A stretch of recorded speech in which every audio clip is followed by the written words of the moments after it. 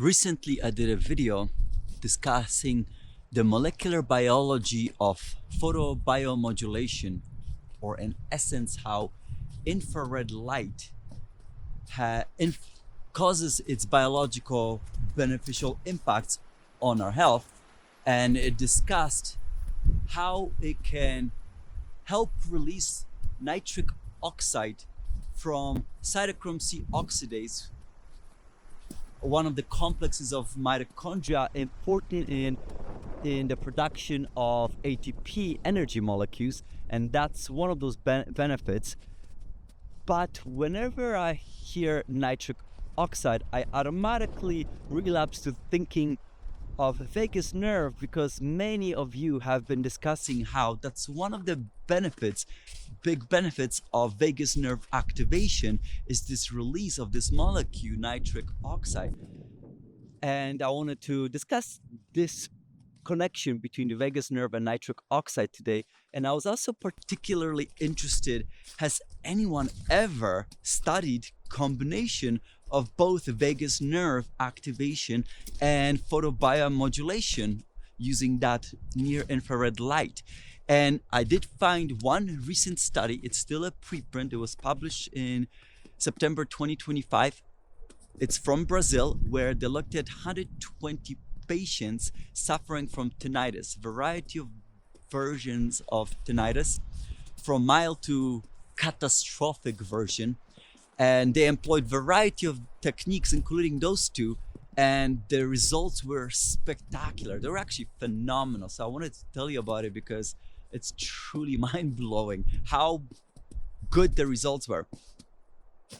So that will be the topic of today's video. My name is Dr. Mikkel Rashik of Merge Genomics. Let's get started. And first of all, this video is sponsored by Parasim. It's a company that develops vagus nerve activation devices. So if this is something of interest to you, especially after you listen to this video, then the link for a discount to this device is available in the video description below.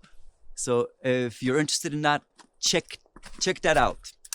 All right, so let's get started on this. So first of all, what does nitric oxide do? Why is it so beneficial? It is a beneficial molecule in that one of its benefits that can be linked to vagus nerve is that it dilates your blood vessels. So that's one of the benefits. It also is important in improvement of neuronal function and improvement of immune system function as well. So those are the benefits we can ascribe to it.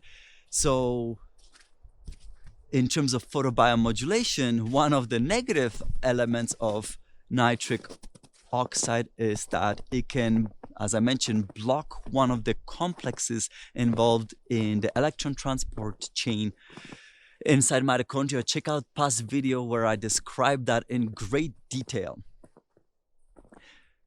So then, a lot of you mentioned that humming is one of these benefits. So I wanted to break it all down. So first of all, does vagus nerve release nitric oxide? And yes, it does. That's actually been fairly well established.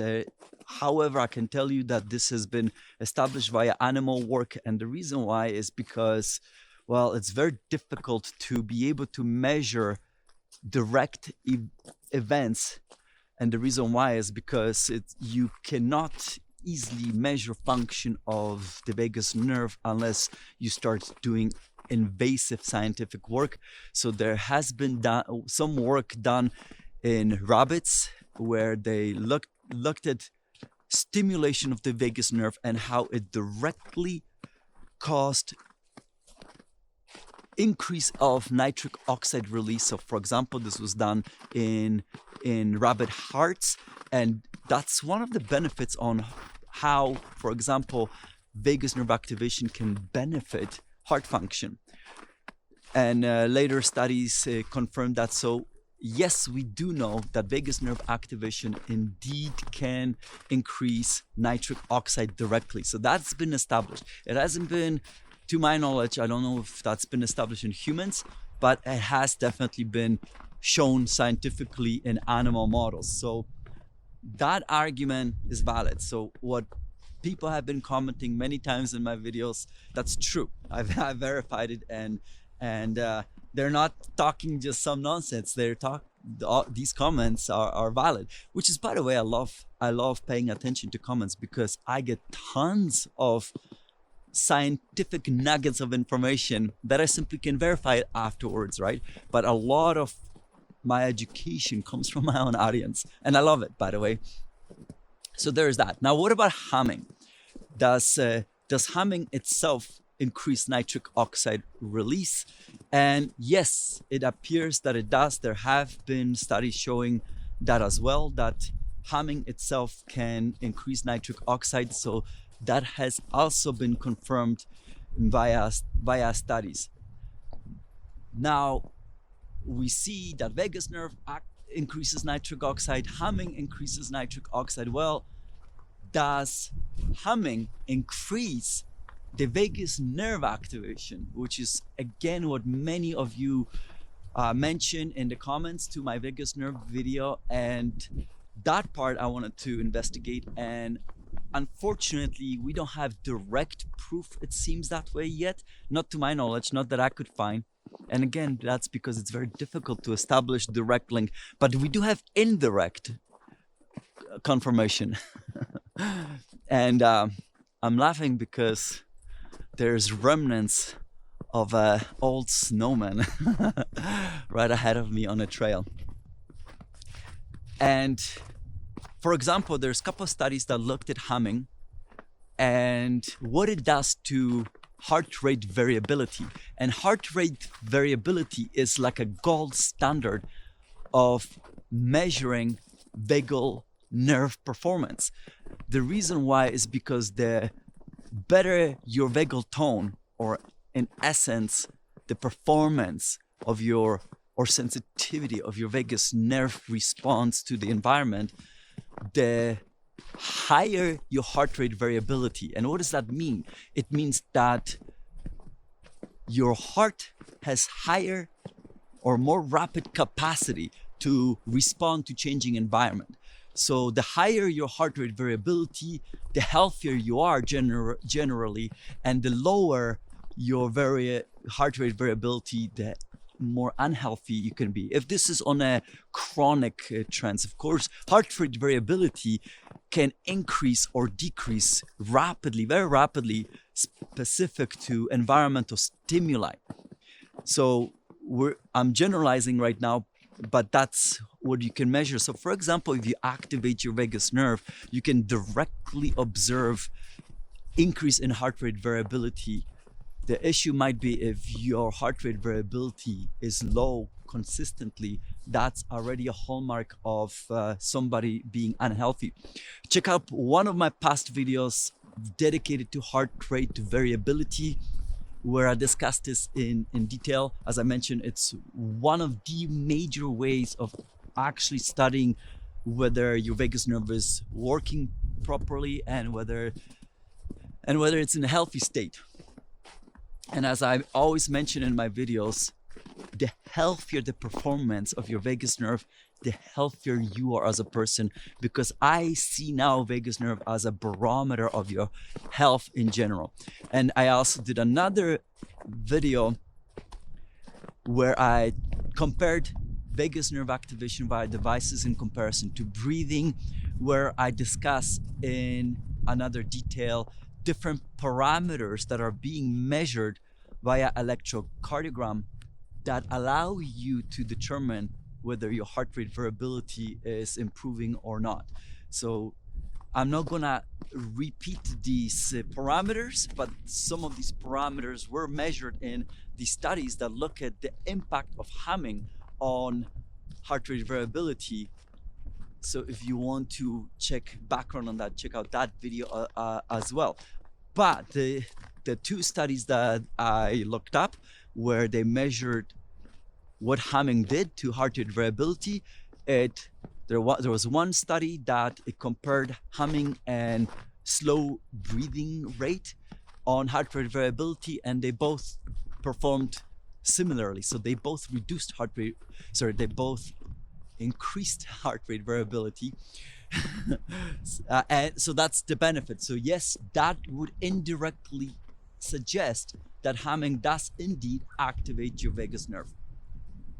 And there was one more study that I saw where, again, they looked at humming, but they also looked at other things. They looked at physical exercise as well as sleep influence on your heart rate variability in comparison to experiencing stressful situation, which of course you would expect to reduce heart rate variability. So that was like more like a control.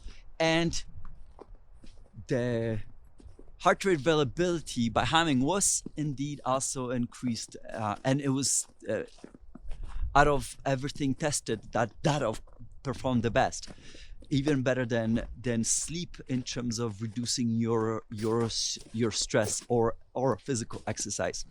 So definitely humming is a real deal in terms of helping you reduce stress markers. They also measure that and overall sense of stress or sense of anxiety in these participants. So this is a legitimate.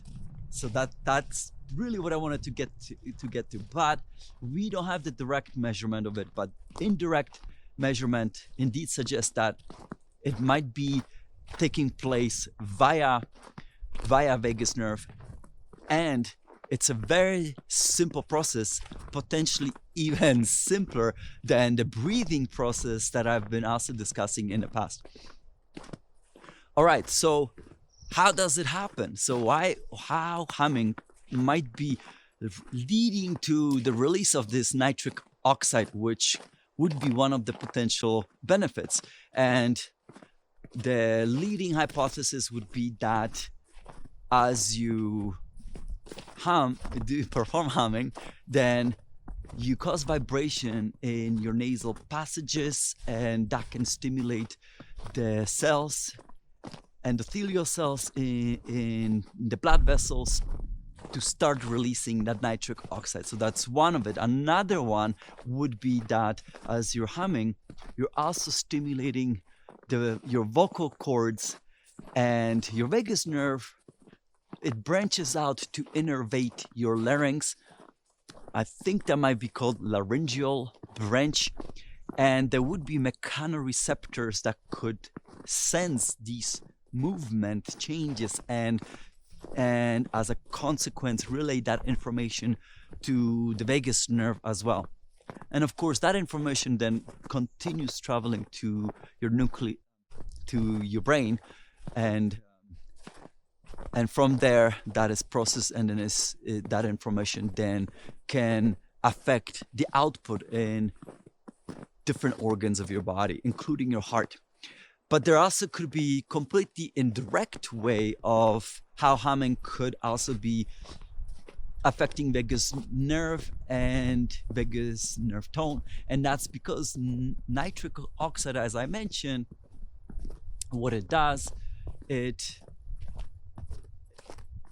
dilates your blood vessels, and therefore blood can flow easier. That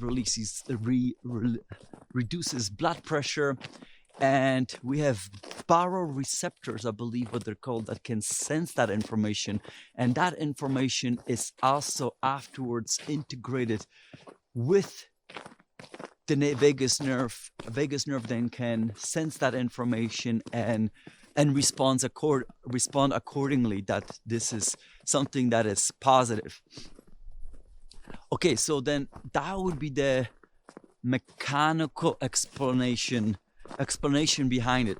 But as I mentioned in that photobiomodulation video, the benefit of near-infrared light is that it kicks out the nitric oxide that blocks electron transport chain, which would then potentially, of course, reduces the performance of your mitochondria, so you're not capable of producing energy as much. So this might seem like counterintuitive or paradoxical, that vagus nerve, which increases the nitric oxide production, well, wouldn't that then affect the performance of your mitochondria and reduce its function? And you might be thinking, okay, maybe that is the case, but as I also mentioned, well, that might be the case, but it also increases oxygen delivery, right? Because by increasing blood flow via nitric oxide, at the same time, you also increasing oxygen delivery to all the tissues.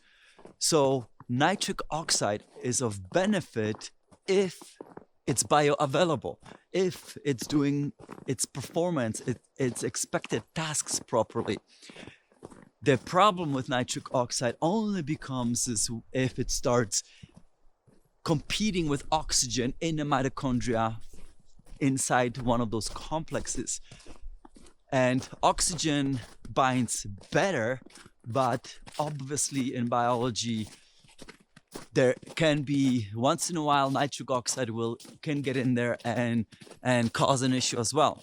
So this is why vagus nerve activation might not be causing serious problems. In fact, it's of benefit to us because it increases that oxygen delivery, and that's partially thanks to that nitric oxide.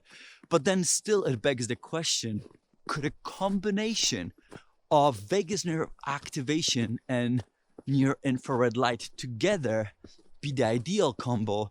Because then you get your more bioavailable nitric oxide. In essence, vagus nerve activation makes sure you have increased nitric oxide, versus photobiomodulation would increase its bioavailability and make sure it does not get trapped inside mitochondria. So this would be like the sweet scenario. And as I mentioned at the start of the video, I did find one study that specifically looked at this combination therapy, and they looked at tinnitus patients. So this was done by a clinic in Brazil, and that clinic treats tinnitus patients, and they use 3-pronged therapy. So they use 3 different things all together, and according to their results, they looked at the retrospective data, meaning they looked at the data they collected in the past with their patients, and that's what they're publishing. And those results are just mind-blowing. They're really phenomenal. And I know that a lot of you are interested in the vagus nerve activation and tinnitus. In one of my past videos, I did mention that use of vagus nerve activation for the treatment of tinnitus is in a top 10 clinical investigations for potential health benefits for different conditions in medicine, and tinnitus is one of them. But I also mentioned a warning that, while there is some data showing improvement, there have also been reported instances of worsening tinnitus as well. And it all really depends on what's happening, right? In a given individual. Overall, there is an improvement, but there also have been instances of worsening tinnitus. Hence, I wanted to provide that warning in that video. In this video, again, they didn't just do vagus nerve activation.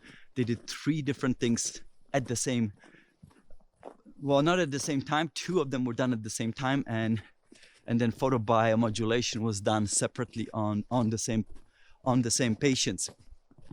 So tinnitus has been on my radar for a while. I've been wanting to do a video on tinnitus for you for quite some time because of the expressed interest in this condition. And apparently, according to that article, the number of people suffering from tinnitus is actually staggering. They mentioned something like, currently globally, something like 740 million people might be suffering from different versions of tinnitus, which is, that's huge. That's a huge amount. And it can vary from very mild to what is referred to as catastrophic. So mild is it's so imperceptible. You can easily become distracted and you don't hear it.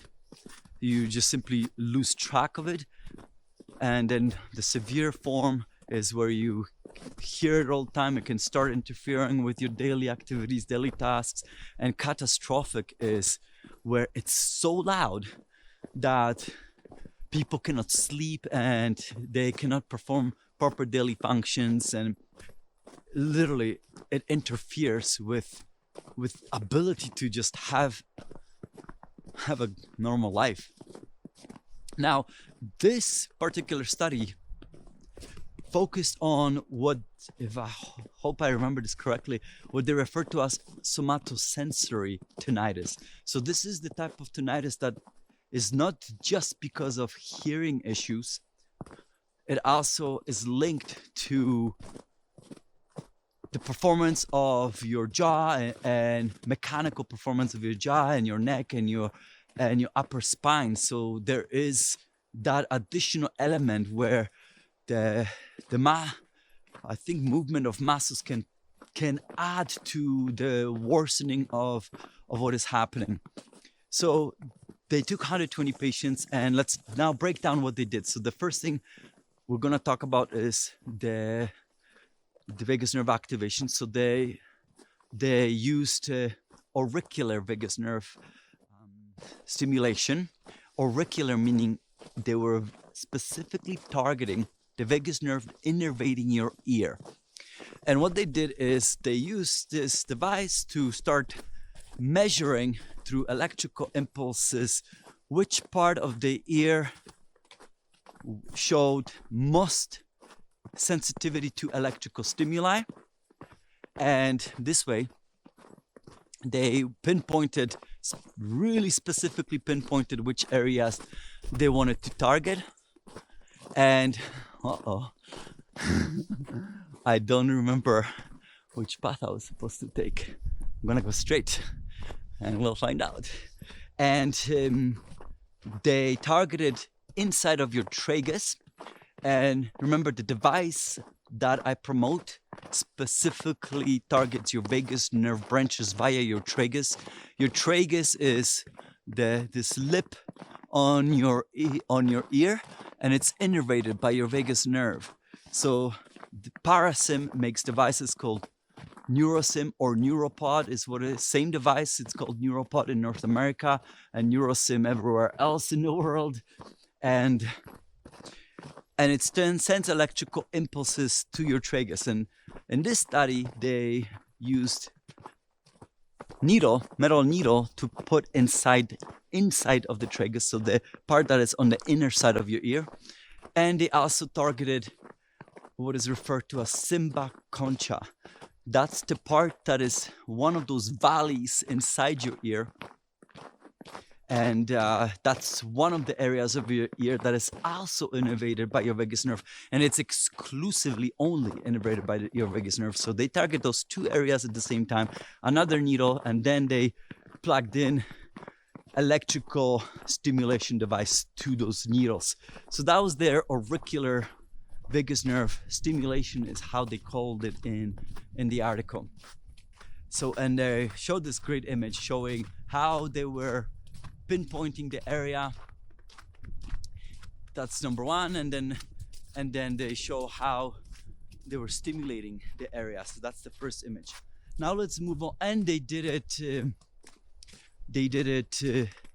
the pulse width was 250 microseconds, and oh yeah, I went the wrong way. But let's explore. This looks pretty here.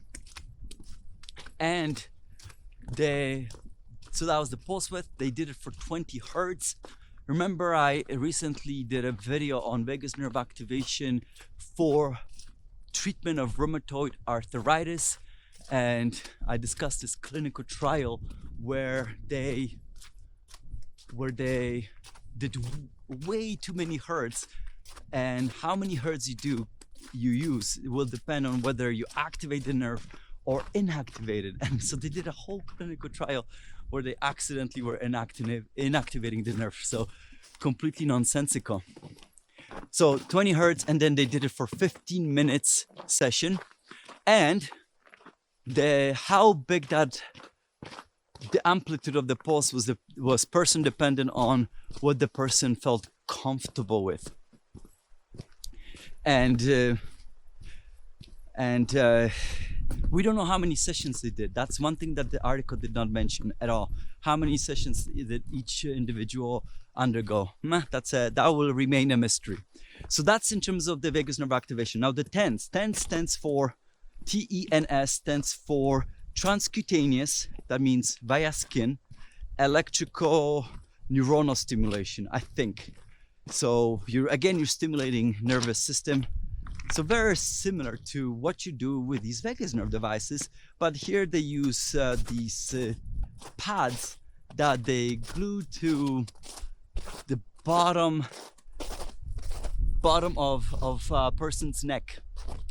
And what they did is they specifically were targeting nerves that way that would allow these individuals to stimulate nerves that go to the brain and specifically target this area of your brain that collects information from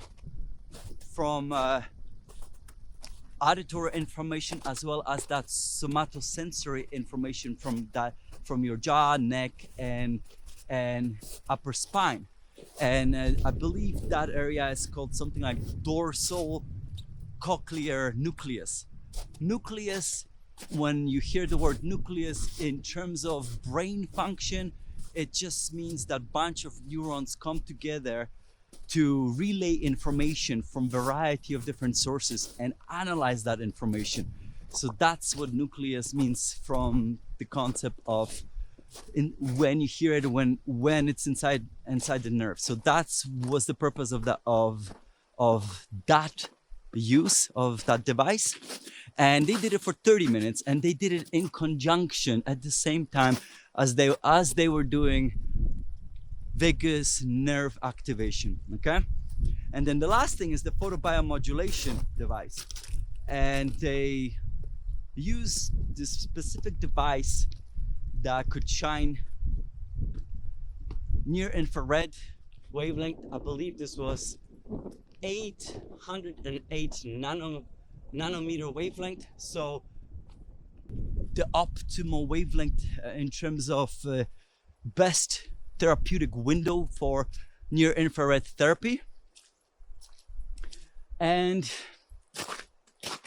they shone that light inside the ear canal, and the total amount of energy was 18 joules. The reason why I mentioned joules is because whether infrared is of benefit or not really depends on how much energy you provide. And in that video, when I discussed the biological effects of near infrared, I mentioned that there is a benefit up to a certain amount of energy, and then if you have too much energy, you can reach a plateau, and if you continue, you can even start reducing the benefits. So I want to pay attention to how much energy that is, because for those of you who are interested in using near infrared lamps, that's one of the parameters you need to be looking at.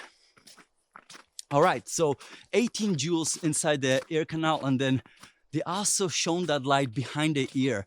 So they were specifically lighting up a bone behind your ear. I think it was called the mastoid bone. That bone protects your ear, and it also regulates air pressure. And the reason why they wanted to shine specifically there is because you can reach with your light the mechanism of your ear. So where the cochlea is that part of your ear that, I think that's the one that looks like a snail, that takes the sound waves and converts it to electrical nervous stimuli so your brain can interpret sound. Okay, so those are the three things, and again they showed an image for that as well. So those are the three parameters that they use all together at the same time, and they measure two outcomes. One, and we're gonna go with these one by one. Actually, I think I'm back on the same trail. All right, let's go a different way. I did a loop, but that was fun, little loop. THI, I can't remember what H stands for, but it was like a index of severity of your tinnitus based on a questionnaire. I can't remember the name of it because I'm not familiar with this. So with that one, it's a questionnaire that helps to establish at a given point of time how severe and how debilitating your tinnitus is. And when they measured it before and after the treatment sessions. And again, we don't know how many sessions. The article does not mention that. Maybe that's something they should fix when this article gets published, peer-reviewed. And there is a dramatic shift. So in that image, the first results image of that article, what you see is how many people fell into the different categories. So there was a mild category of tinnitus, then there was severe, there was a medium range, severe, and then the catastrophic tinnitus, right? And you can see how many percent of those 120 individuals fell into each given category, and how many of them were in each of that category after the treatment. And what you clearly see is that there's a shift from the most severe cases towards a milder presentation of tinnitus. And the part that I was blown away is that after these treatments, nobody was left in the catastrophic category. So every single person shifted towards better or more tolerable versions of tinnitus. And you can clearly see that the milder versions of tinnitus massively increase versus the worst cases of tinnitus, they drop. And you see that the percentage of people in those more severe cases just drop. Okay. Now, what is the second parameter that they measured? Was the visual analog scale. Now that one I remember because I presented on that already in that video that looked at rheumatoid arthritis improvement via vagus nerve activation or neuromodulation, if you will. And that one is super simple. These are subjective matters because obviously it depends on a person's answering all these questions, but visual analog scale is so simple, but according to science, this is fairly accurate. And all they had to do is they had a 10 centimeters long line, literally straight line on a paper.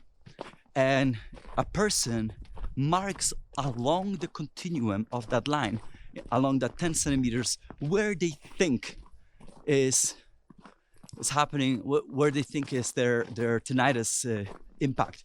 And they use that for both loudness and its disability effect on you. So 0, so start of the line on the left hand side would be no tinnitus, and then 10 centimeters, if you marked it at the end of that line, it would mean you're having that catastrophic, the worst of the worst kind of tinnitus, the ones that you hear this constantly super loud noise, and it just doesn't go away, it seems. And again, everyone showed that after the treatments, these 3 specific treatments, vagus nerve activation, that tense treatment activations, and near infrared photobiomodulation, both the loudness severity and then its effect on disability effect or impact also reduce. And you can clearly see how people change from the severity category towards milder versions. This was so powerful that the authors of this publication mentioned, listen, we should be potentially considering multiple combination therapies such as they are using for the treatment of tinnitus. And we need more studies. Then the issue here with this study is that, look, there is no control group here, right? They're just taking patients with tinnitus and they're subjugating them to this treatment, and it's their subjective response. So ideally, to establish whether this is true or not, really we need clinical trials to determine that, where the same type of patients also think they're getting a treatment but they're not, right? And see what happens to them then. So like, you need to have that placebo control, which this study did not have at all. And they did not measure this data live on patients. This is based on the data that was collected in the past when these patients have already been treated, and the study simply looks at the data afterwards and they're compiling it together to show us these results. So we definitely would need further studies to confirm this, but they're mentioning perhaps using multiple treatment modalities like they're describing would be the best approach towards tinnitus treatment. And another part that I really enjoyed from this article is that they explain what could be the biological effect of each one of these. So the vagus nerve, why you might be seeing an improvement with tinnitus is because by activating your vagus nerve, they think that reduces your sympathetic autonomic nervous system response. So when you activate your vagus nerve, remember I discussed this in one of my videos dedicated to how your vagus nerve function is impacted throughout aging. And your vagus nerve primarily activates the parasympathetic autonomic nervous system response, the relaxing portion of your system, and it tones down your sympathetic nervous system. And sympathetic nervous system is responsible for the flight and fight responses. And they think that by toning down the sympathetic responses, here specifically in tinnitus, sympathetic responses are the ones that elevate stress and arousal, and that can contribute to the elevated tinnitus. So this would be how vagus nerve activation could be reducing that effect, because it might be reducing that negative sympathetic influence on your tinnitus. Now, in terms of TENS, that transcutaneous electrical neuronal stimulation that they did at the back of the neck to target, I think they were targeting specific cervical nerves. That one I remember I was telling you, those nerves send signals to this part of your brain, that component of your brain called dorsal cochlear nucleus. And that one integrates the information from what you're hearing and that somatosensory information. So what happens with the movement of your neck, your jaw, and the effect of your upper spine. And let's see if I can get closer, although it's windy, so this is risky, but the views are so pretty.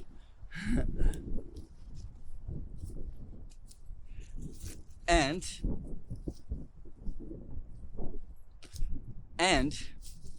by doing this, tinnitus, what they claim, is increasing that hypersensitivity, versus if you activate those nerves via TENS, it inhibits that hypersensitivity, so that somatosensory input no longer has the same level of influence. So there is that. And then there is the photobiomodulation, the infrared. And that one, what that one might be doing is, remember in that video where I discussed how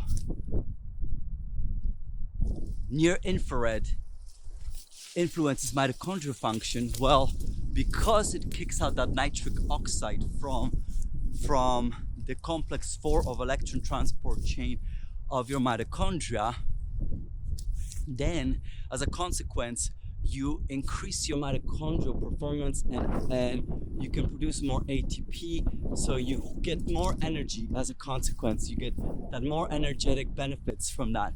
So, and that can be good for neuronal repair, they mention. And I wonder if I can go down closer to the riverbed. And on top of that, it increases blood flow to the area, to the cochlea, and that has, these effects have been previously shown that it can help improvement with tinnitus.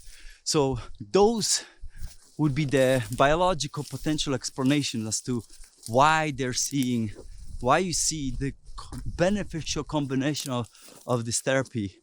And I find it fascinating. I hope we're going to see more studies like this. And I'm not talking about just tinnitus in general. I'm talking about more studies investigating combination therapies like near infrared in conjunction to vagus nerve activation, to see how that might be of benefit to individuals. All right, so, and that wraps up that study. So very cool information, very cool study that I couldn't believe how beneficial the results were. But again, keep in mind, this is very preliminary data.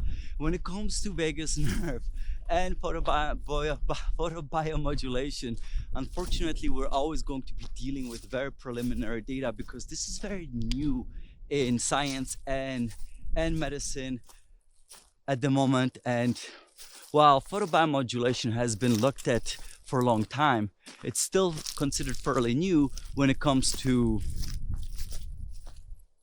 knowing how it works and therefore how we should be applying this for medical treatment purposes. But that's one of the ways how this can be applied.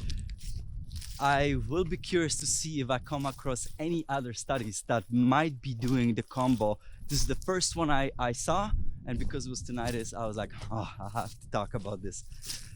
That's it for me for today.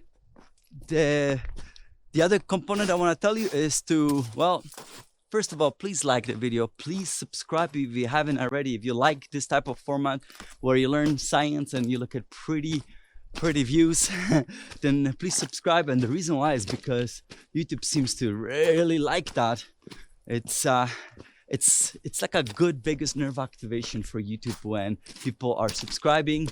I don't know why, but YouTube is really responsive. And when people subscribe when the video is just posted, YouTube pushes us more. So, and that's direct benefit to me at that point, right? Because that means more views and I can earn few more dollars, because that's what it translates to, is literally into number of dollars. And that's it.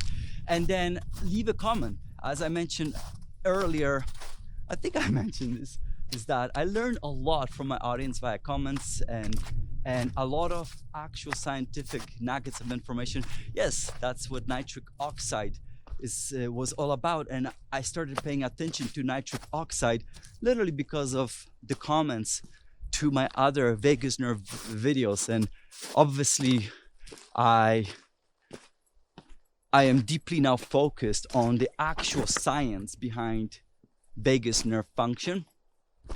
And so please leave a comment as well. I cannot get to all the comments, but I do. It's part of my work is to try to see as many of these comments as possible. I cannot answer all of them, but I do check a lot of them. All my videos almost all my videos before they come out on YouTube, they go on Patreon. And I use my supporting Patreon members to let me know up front which videos they find are most valuable in terms of presentation to on YouTube. So my supporting patrons help to select which content makes it to YouTube, and not all of it makes it to YouTube. So some of it is retained on Patreon itself. And I'll see you guys in the next Vagus Nerve installment. This body of knowledge is continuing to grow, and I gotta tell you, I love it. I absolutely love studying vagus nerve. I'm in love with vagus nerve anyway. So there's that. And see you guys next time. Bye everyone.